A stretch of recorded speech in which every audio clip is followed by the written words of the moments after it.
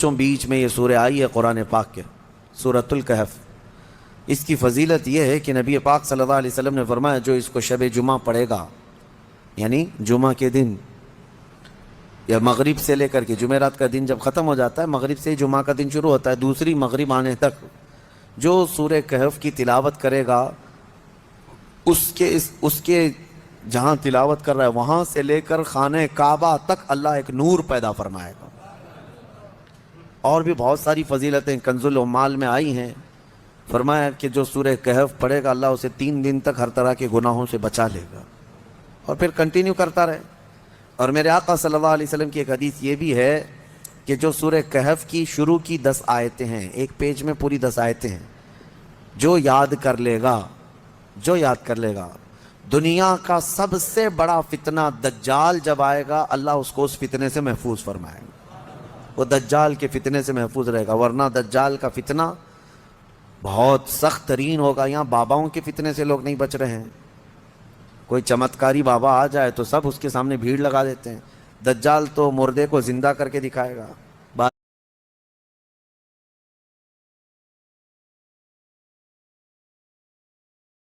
बारिश भी बरसा के दिखाएगा, हाँ वो घास भी उगा कर दिखाएगा, सब्जे भी निकालेगा, बहुत सारी चीज़ें ऐसे अजूबे करके दिखाएगा। लेकिन बहुत लोग उसके पीछे अंधाधुंध भागने लग जाएंगे कि हमारा खुदा उतर पड़ा। सिर्फ ईमान वाले जिनको अल्लाह बचाना चाहे वो उसके फितने से महफूज रहेंगे।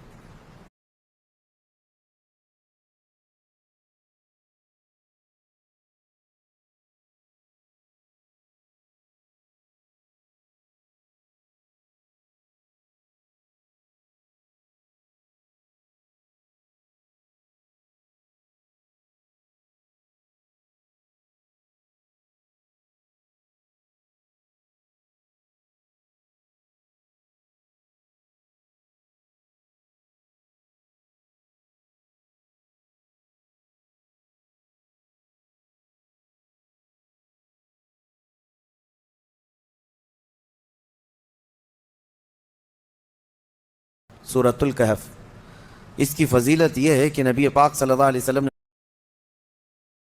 ईमान वाले जिनको अल्लाह बचाना चाहे वो उसके फितने से महफूज रहेंगे। अलग है, लेकिन जो उस पर ईमान नहीं लाता उनको वो सजा भी देता है। दज्जाल जो है दोनों टांगें पकड़कर चीर देगा, कुछ लोगों को खोलते हुए तेल,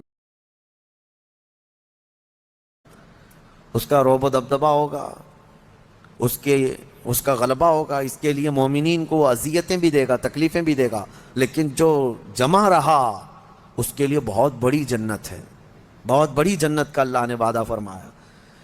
लिहाजा उस फितने से हिफाजत के लिए हदीस में मिलता है कि जो सूरह कहफ की 10 आयतें रोज़ाना रात को पढ़ लिया करे, अल्लाह ताला उसको दज्जाल के फितने से महफूज फरमाता है। अल्लाह करीम हम सबको दज्जाल के आने तक दुनिया में ना रखे। अगर फितना अल्लाह तबारक व तआला कोई आजमाइश का इरादा फरमाए तो हमें बग़ैर आजमाए, बग़ैर फितने में मुब्तला किए दुनिया से उठा ले, हमें सही व सलामत अल्लाह मौत अता फरमाए। बिल्कुल बीचों बीच में